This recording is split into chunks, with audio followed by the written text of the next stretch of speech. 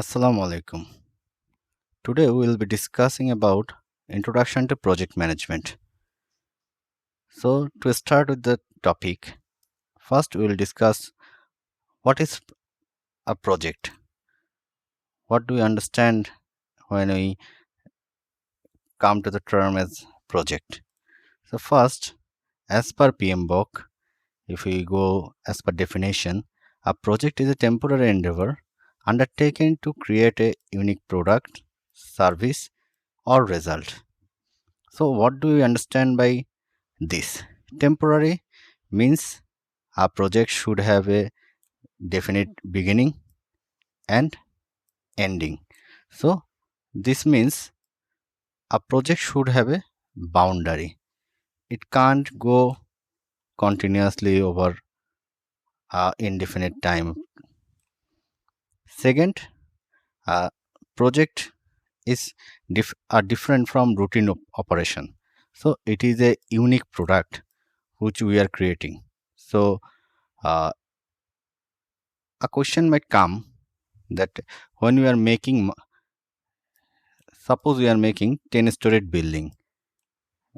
So the all the 10-storied building might be similar, design can be similar, but each building is actually a unique product. If we consider this, so each building is actually a project, or we can say like Podda Bridge. So during the construction period, from conception to the building of the bridge, it was a project. When a company is developing a new software for improving their process, or if we consider a manufacturing industry, they are installing a new line, suppose a noodle manufacturing unit or a powder manufacturing unit. It can be anything. That can be a project. So next, if we want to discuss just a brief the difference between project and operations. Operations actually as usual business, like producing the same thing again and again, a repetitive process, a permanent thing as lifetime goes. Suppose we are manufacturing a product, so every day the people goes there and continues the production, and end of the day they go back and next day again they start. So it is a continuous and repetitive process. But a project is a bound, it has a boundary. So it is actually a temporary process, which is what we discussed earlier, a definite start and definite end. Then we are creating some unique things, and of course it's time bound, as we mentioned earlier. So one thing might come that how the projects are formed actually. So are they formed randomly or there are some reason behind it? So definitely each project comes from a business goal, because each company when they are formalize their strategy, they have a vision and business goal for usually 3 to 10 years. So based on that actually, company suppose a manufacturing unit, they think they will expand their production volume 50% over next 3 years. So to do that, what do they need? So they need to expand their line. So they need to install a new manufacturing unit, or they need to increase their one of the capacity productivity of online. So based on the business goal, each company comes up with different project, and definitely it links with their vision and business goals. So we can say that all the projects are come from, of course, from some vision or company strategy. So the target of the project and scope all defines based on that. Then As we discussed earlier, project have definite boundaries. So do you mean by boundaries? Actually, is the limitation of the project or constraint of the project. We can say constraint of the project. So, what is the constraint of the project? First is the scope. So, a project cannot have endless thing. It should have a definite deliverables. If we like Podda Bridge. So, if we think the main goal is scope is the transport the vehicles from Dhaka to Borishal. Okay, that was the scope. So that's why the bridge is formed. When then comes when we require this bridge. So there should be a timeline. By 2022, the bridge should have been completed, or so. So each project should have a schedule that which time actually we need the product.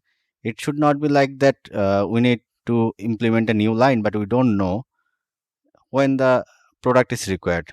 Of course, we should have a target, business target, or government should have a target that we should open this bridge for all in August 2022. Based on that, the schedule is formed. Then to complete the project, of course, we need human and also resources like for construction, the material, people living over there, and those who will work. There are actually lots of constraints in project management. I'm just briefing here only some portion. Okay, so I'm giving you an example of a project here. So when the project start, actually when the concept visualization of the project, at that phase only the project starts. Actually, because someone has thought we need to do this or some problem arises. Like, what is the problem? If you consider the Podda bridge, people traveling long distances during rainy season and other times,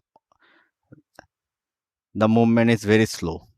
Okay, so from there actually the concept starts. So this phase where the project starts, then the engineering, that what will be the design, how long will be the bridge, where the bridge will be constructed, all this survey and everything done in this engineering phase.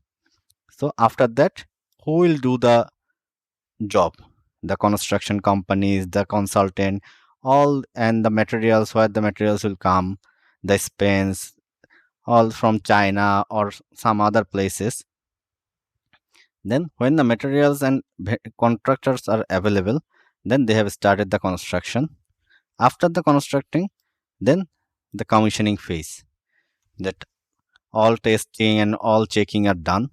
Then startup, that how the product is running. Like for, if we consider a noodle plant, as I was mentioning, so when the commissioning is done, all the machine checking is done, the machine is giving output and everything. So we need to run the machine for a trial period, so that we can understand the machine is performing well or not. So when the machine operation is done and machine handover to production, that's where the project actually ends. So a very good quote here: a project is complete when it starts working for you, like when it actually giving the fruit, the final product, rather than you working for it. When we actually start from the concept. So in the process, actually there are a lot of project management need to be done by each of the project team members, from project managers to project engineers. So all this management, scope management, schedule management, integration management, all these things should be taken care of, which we will discuss in details in the project management portion. We'll talk about further in PMI and PMP certification in later part. Thank you. See you again in next lecture.